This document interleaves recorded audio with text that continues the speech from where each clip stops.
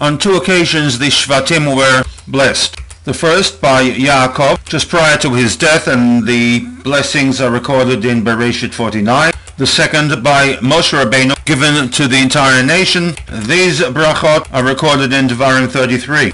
While the style of Moshe's brachot was one of a prophecy for the future, when Yaakov blessed his sons, he used the motive of animals in many of the instances. In 1955, the government of Israel issued a set of 12 postage stamps, each featuring an emblem of the 12 tribes. There is somewhat of a mixture of these emblems, with some of the emblems drawn from Sefer Bereshit, others drawn from Sefer Dvarim, while that of SICHAH was drawn from Divrei Hayamim.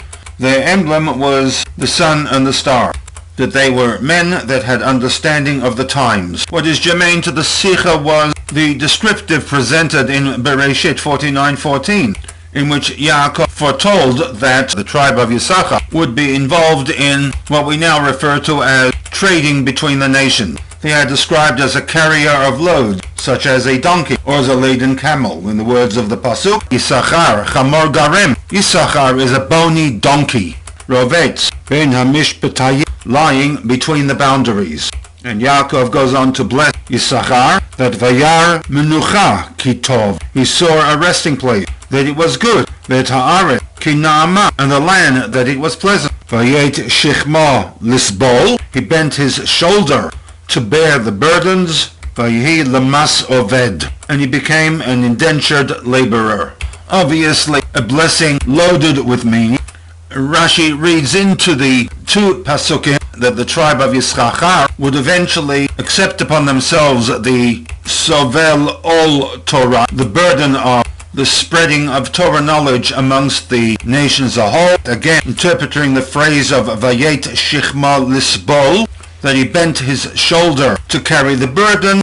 Rashi interprets this burden as the Ol Torah.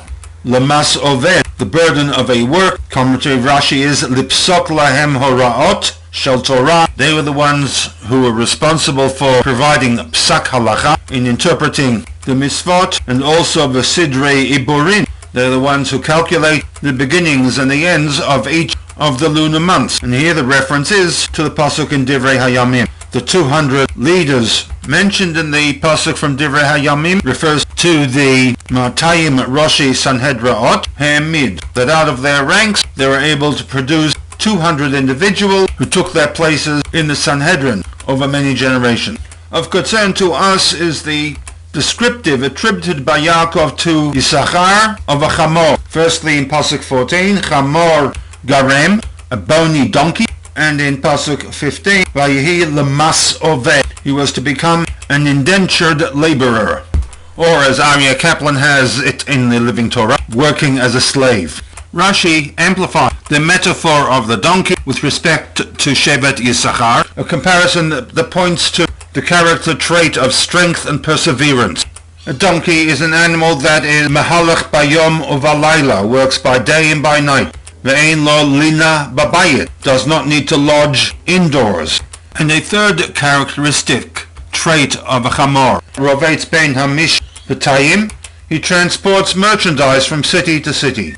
Which brings us to the statement of Rashi, in which he described the advice of Mechor Sadacha, sell your field, v'kach lecha chamor, and purchase instead a chamor, as being advice that was inappropriate. Based upon Rashi's analysis of the positive qualities of a chamor, it would seem that there are certain advantages in the purchase of a chamor over that of keeping a field for farming. In the case of a chamor, there is an immediate return on one's investment. This is not the case for the farmer.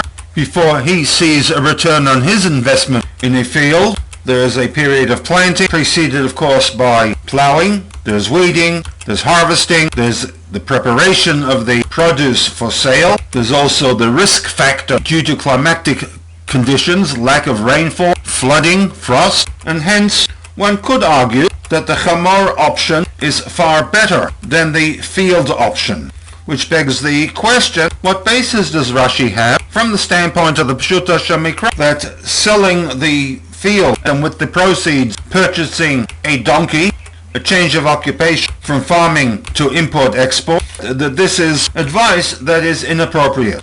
To forewarn this challenge, there are those who suggest that Rashi adds the third line, Ve'ata okef alav, that you twist the owner of the field to your advantage, ultimately convincing him to accept your advice, and you then take possession of the field. In other words, we have here a vested interest on the part of the individual giving that advice. It's not the content of the advice, but rather the intent.